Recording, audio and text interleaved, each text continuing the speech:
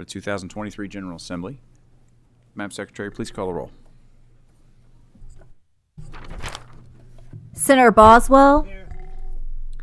Senator Deneen. Here. Senator Douglas. Present. Senator Funke Fromeyer. Present. Senator Givens. Here. Senator Neal. Senator Nemes. Present. Senator Webb. Vice Chair Mays Bledsoe. Here. Chair McDaniel. Here. Very well. We have a quorum and duly constituted to conduct business. So that everyone in here knows, at this meeting we are only hearing House Bill 135 and House Bill 553. So if you are here for a bill other than that and would like to leave, please feel free to do so. I just want everybody to know right now. We do have other business that it is highly likely we will address later on today, but at this meeting those are the only two bills that will be addressed. At this time, Mr. Higdon, do you know if Representative Bray intends to try to join us? Okay, in which case I'm going to go with House Bill 553 first. Never mind. You're up. All right. Like good manufacturer, just-in-time inventory, right? Just-in-time representatives. Well, gentlemen, thank you for making the trip across today, and I know it's kind of been, as the last day always is, a little bit of a yo-yo. But if the sponsors would care to give just 2 or 3 minutes, Mr. Higdon, I'm going to give you about 2 or 3 minutes. And yes, then sir. I'm going to give Mr. Lonergan about 3 minutes to make his testimony, and we'll vote. Thank you, sir. Josh Bray, Representative, House District 71. Ken Upchurch, State Representative, 52nd District. James Higdon. I am a registered legislative agent for the Autonomous Vehicle Industry Association. So what you have before you is House Bill 135. It is the autonomous vehicle bill. It provides the regulatory framework that would authorize autonomous vehicles to come into Kentucky. It has been a long process. The legislation has changed quite a bit since it was initially filed. We have worked with local governments to address all of their concerns, the trial attorneys to address their concerns. The bill does several things. The most important is, let me start out by saying these vehicles are safe. They're very, very safe. They're much safer than I am driving down the interstate. I can promise you that. They cannot speed. They have to obey all traffic laws. Whereas, you know, I may like to go a little faster than the speed limit. They can't. When it comes to a work zone, they can't speed through there. They have to obey everything. If they're operating, part of the bill says that they have to, if for some reason a sensor goes down or the weather changes and they can't perform as safely as a human driver can, they have to pull over and assume a minimal state. The bill has a police interaction plan in there, so state police, local law enforcement knows how to interact with these vehicles. That is, I guess, the essence of the bill. I'd be glad to take any questions. Very well. I will just add, for those of you who have not seen or ridden in an autonomous vehicle, I had the opportunity earlier this year to visit several companies out in San Francisco that deal in the autonomous vehicle world.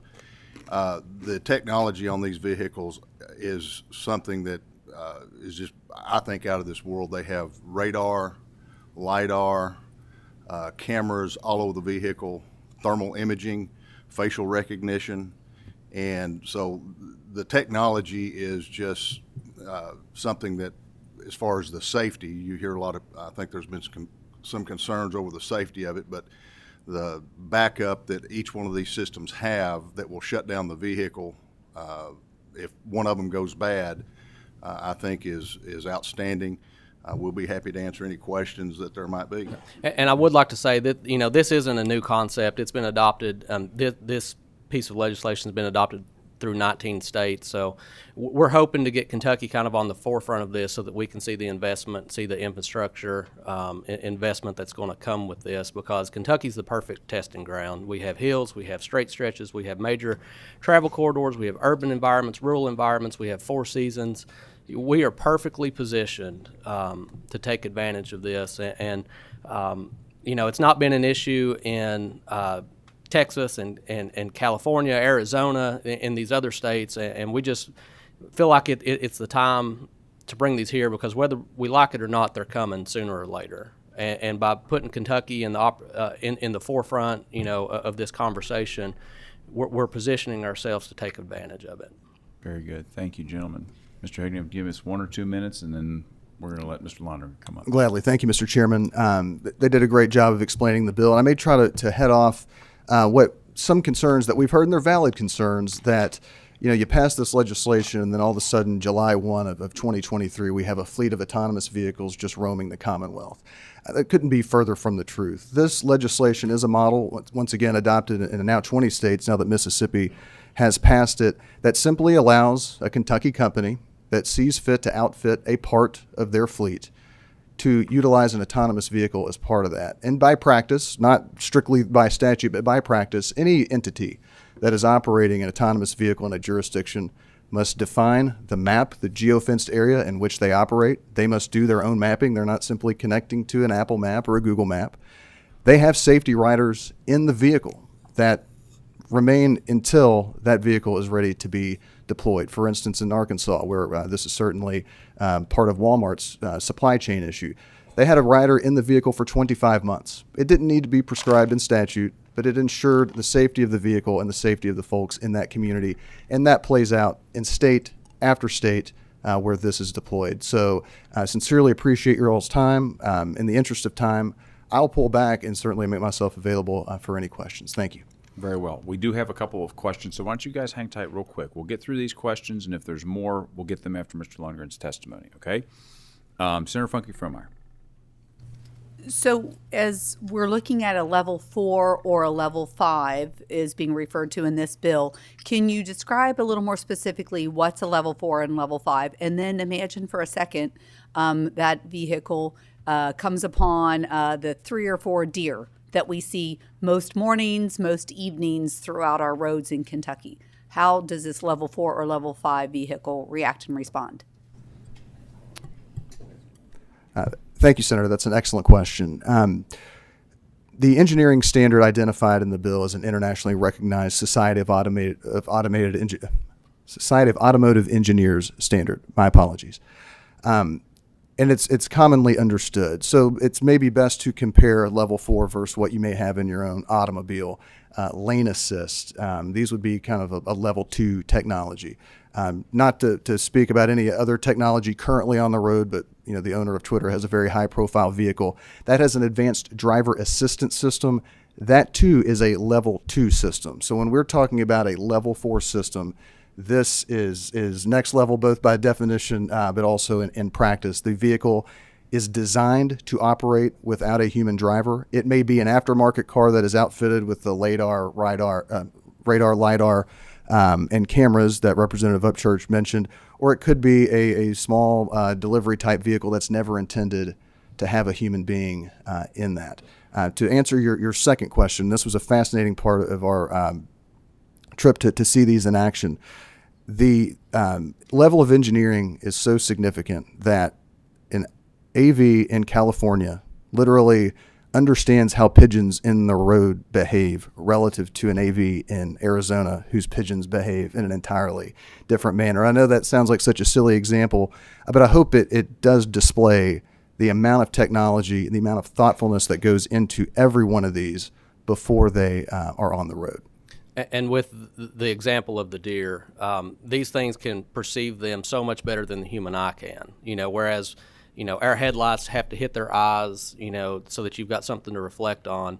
They have thermal imaging, they've got the radar. They rely on sensors that are so much more sensitive than what we can offer. So there was an example given on the House floor of, that there was a vehicle stranded 300 yards ahead of one of these autonomous vehicles, and it was able to immediately slow down and merge into the lane behind it. And the vehicle ended up rear-ended because it had picked up that outside of the periphery that humans couldn't. And if that vehicle hadn't done that, the driver that rear-ended this vehicle would have more than likely hit and killed the stranded motorist. So they can pick things up so much further than what humans can.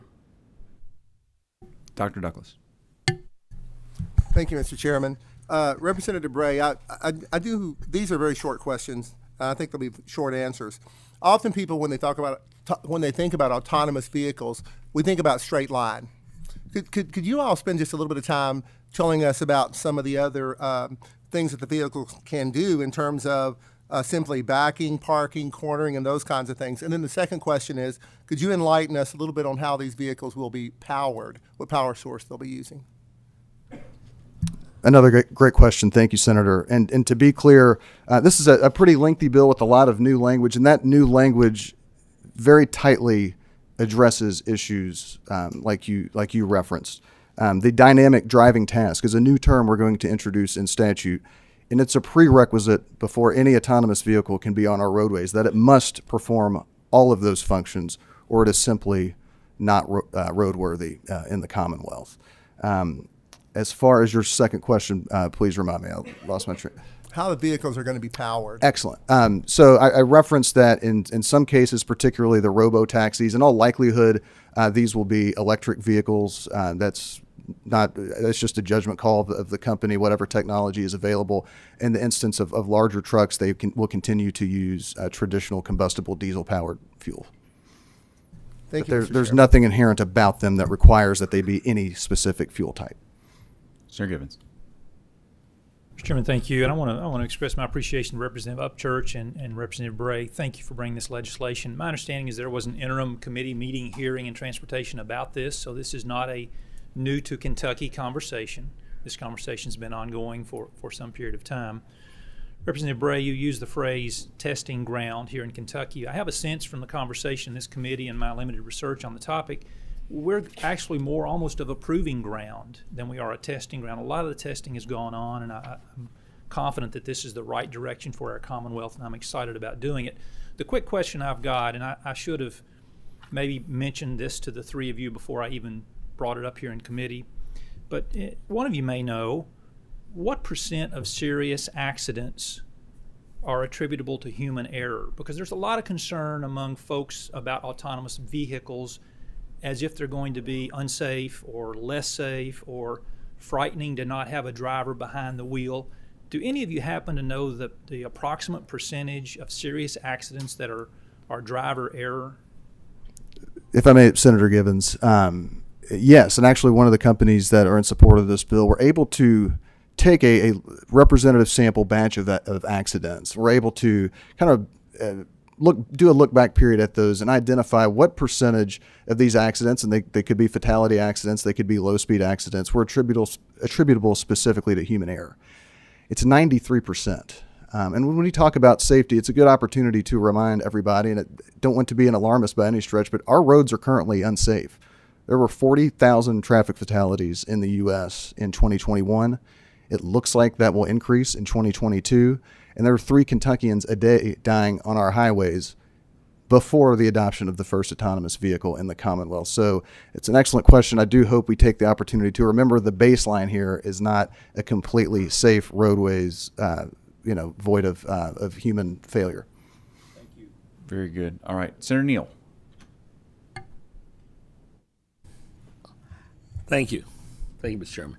Just you mentioned something about, I can't remember what state, but there were maybe several states where they tested these vehicles, and they had, I guess they elected to have drivers in the cab as well for what reason? That's a fundamental part of the safety mechanism of these vehicles. You can take experience from other states and begin to map, go a block or two, but it's very important, and it's inherent in the ultimate safety of the vehicle, that for a short duration, and that can be compressed the more we know about the vehicles and the more of the terrain that we're in, a human is constantly double-checking that computer before it's ever roadworthy. And if the driving system suggests a move or an action that a human being wouldn't do, that human being notes that, it returns back to its maintenance garage or depot, and that is re-engineered so that it doesn't make that mistake or make that choice again. And this is all part of the incremental process that leads, the company from having the idea to utilize an AV as part of their fleet to an ultimate deployment. So although that is not prescribed in the bill, that is a very common practice among the industry to ensure that they are not putting any type of vehicle on the roadway that would compromise the safety of the citizens or that company. If I may have a second question, and that's exactly where I was headed. It's not prescribed in the bill, but it is an integral part of the safety regimen, it sounds like, in terms of determining whether or not the particular system and our vehicle or whatever adjustments have to be made to make it safe, to ensure its safety. Is that correct? Or did I convolute the No, question? you did not convolute it. It is a common industry practice best to ensure that the vehicle surpasses any ability for that the vehicle surpasses any kind of safety standard or safety requirement that you would expect out of a human. In some cases, that may be a lengthy time frame. In others, that may not be the case. But before a company, takes on the inherent risk, probably isn't the right word, but before they put their brand on a vehicle, they're going to want to know that is a safe, is going to safely operate on the road. Last question, very short. Then why is it not prescribed in the bill with certain standards to ensure that in terms of how that might function in Kentucky? The construct of the bill is that if this vehicle meets this engineering standard, that if it is a privilege granted to or responsibility required of a human driver in Kentucky, so too shall it be for this vehicle under the bill. It would be challenging to prescribe an exact time frame for safety. And there's been no proposal other than one that would require a driver in the vehicle indefinitely that has been brought forth as something of a middle ground. So it would be unnecessary because that's just simply a matter of common practice that these companies do before they deploy. Thank you very much. All right, very well. Jim, I'm going to ask you to take a seat. We've got some more questions for you, but I need to get to Mr. Lonergan here, okay? So if you guys can hang tight for me, please.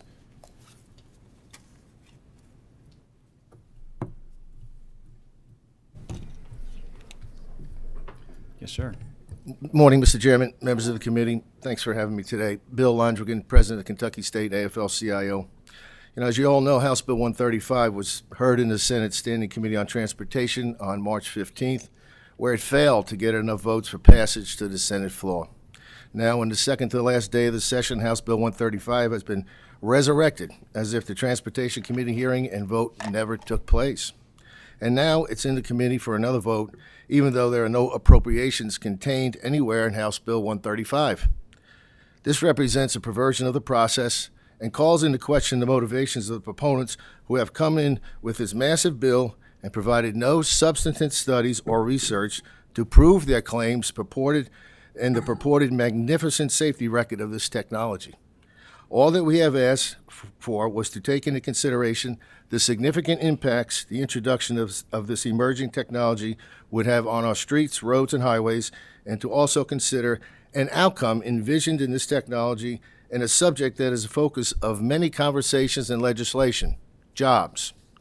There's not been one reference to the impact that introducing and expanding the use of driverless trucks, buses, and delivery vans would have on the jobs of those drivers who would lose their jobs as a result of House Bill 135. Not a word about how this might affect the tens of thousands of truck and delivery and bus drivers of the Commonwealth. I just don't get it. We have heard about a truck driver shortage, but provided no data to detail the degree to which such a shortage exists. And if I am not mistaken, if you ordered something from Amazon, it would be delivered promptly by a delivery driver who got it from a sorting facility, and it arrived by truck. And as was previously pointed out, how are you going to attract more workers to make up for this so-called truck driver shortage when the jobs prospective drivers would be entering are going to disappear in a few years? As we suggested previously, take a step back and reconsider this monumental change to our transportation system and economy so that the consequences of this new technology are fully considered and modifications and protections introduced for the good of the driving public and those whose livelihoods are at stake. I would submit finally that this legislative sleight of hand certainly risks a veto that cannot be overridden. Thank you very much. Thank you, sir. Questions? All right. Okay. Seeing none, Mr. Lundgren, as always, thank you, you. sir. Gentlemen, if you don't care to come back, I had one more left for you guys.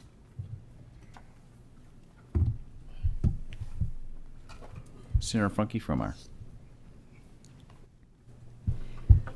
Thank you again for providing us enough detail, and we are experiencing a tremendous demand. I'm a district of Northern Kentucky, and such a demand for new buildings being built and so much growth. Where would you anticipate that potential greater demand for people and jobs associated with this sort of revenue move and autonomous vehicles? Thank you. To try to recontextualize the question, is it where maybe are the kind of short-term or maybe intermediate-term deployments of an AV, and where we think we would most likely see those in the short term? Yes, and how that might drive more need for workers, thus more jobs opening. Certainly. And if Representative Upchurch wants to backfill this comment, he's more than welcome. I don't begrudge anybody for not having been to one of these maintenance depots and these garages, but whenever you see one, you understand the amount of technology that goes into it, and it's not guys in lab coats pushing ones and zeros from California. It's on-site, it's in-state, and even some of the companies that are deploying these elsewhere are working with local community and technical colleges to ensure that there are 2-year programs for individuals who want to put those skills, to test in the real workforce. So it's a fascinating kind of grease monkey culture that we don't associate with LiDAR, radar, and cameras. As far as those short-term deployments, we currently upgrade our corridors to reflect economic activity. And the reason there is no appropriation in this, we don't need to widen roads to accommodate an autonomous vehicle. If there are, say, 2 points in the CVG airport that are connected by a state route, this bill would enable them to utilize that roadway to increase efficiency and move the supply chain more effectively in that area. And you could see that more hub-to-hub spot on existing corridors where roads are already widened, they're appropriately striped. But to be clear, you need not do any of that to enable this legislation. It stands on its own. I hope that answered your question. Yeah. All right.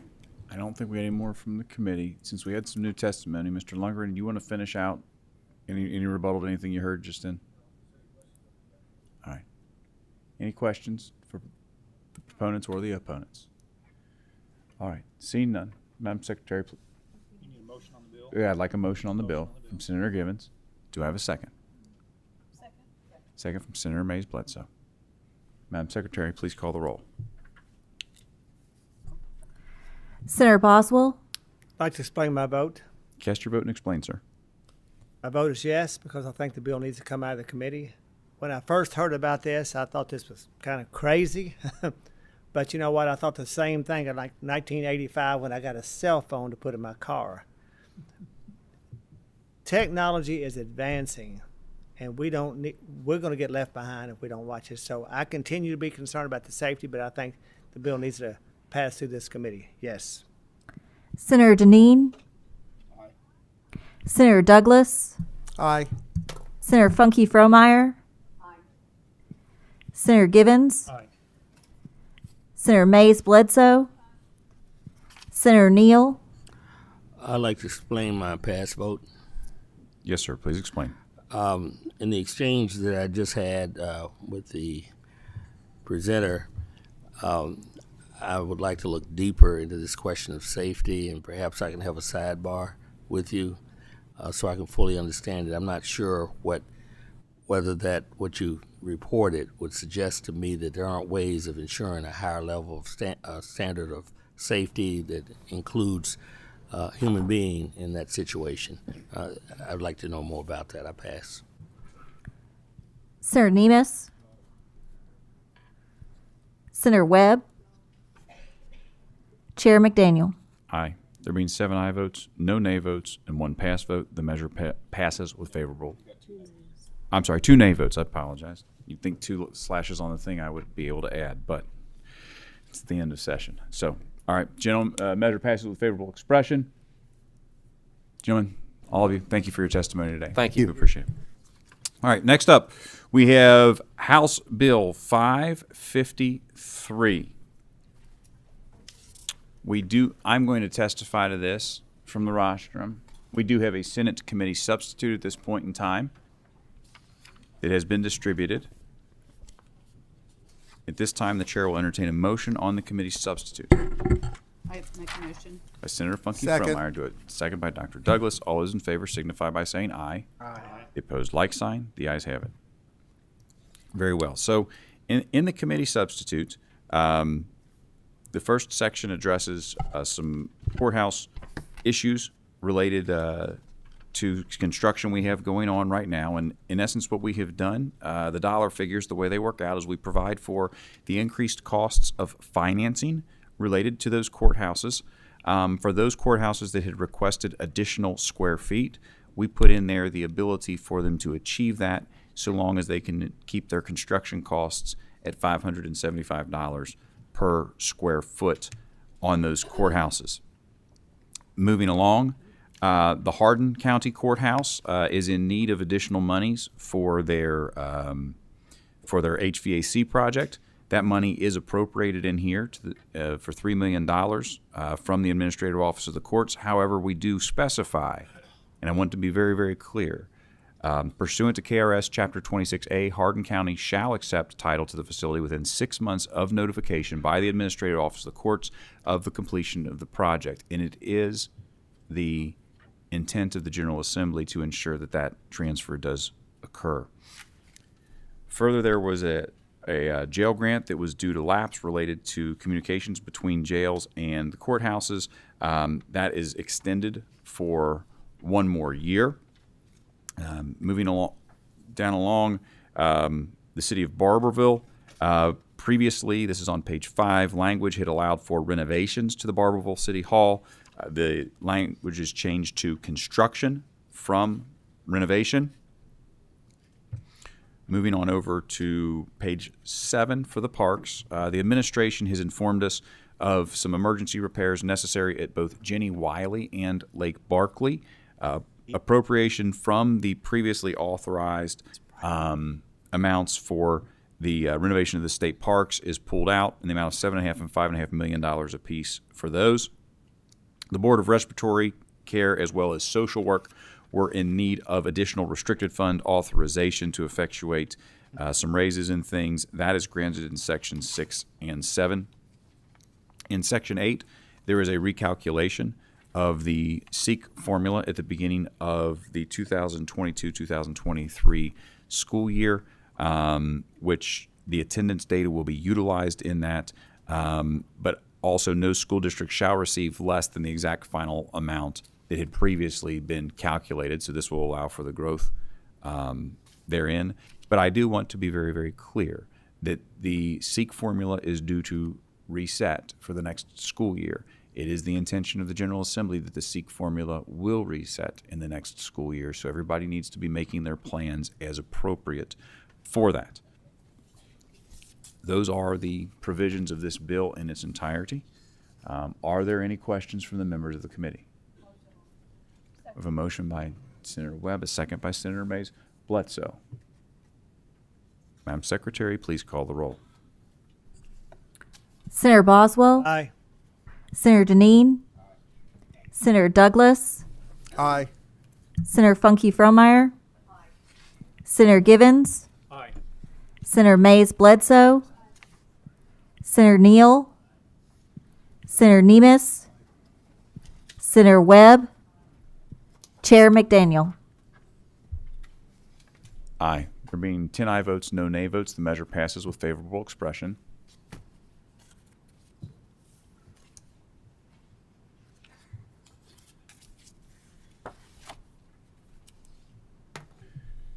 There is a title amendment. At this time, the chair will entertain a motion on the title amendment. Senator Funky Fromeyer, second by Senator Neal. All those in favor signify by saying aye. Aye. Opposed, like sign. The ayes have it. Measure passes on to the floor with favorable expression. I will say that there is a possibility for another meeting yet today. I would anticipate that if it should occur, it would be on the other side, but there is that possibility. And also, leadership has expressed to me that all members, when we are finished here, immediately return to the floor so that we can conduct our business over there.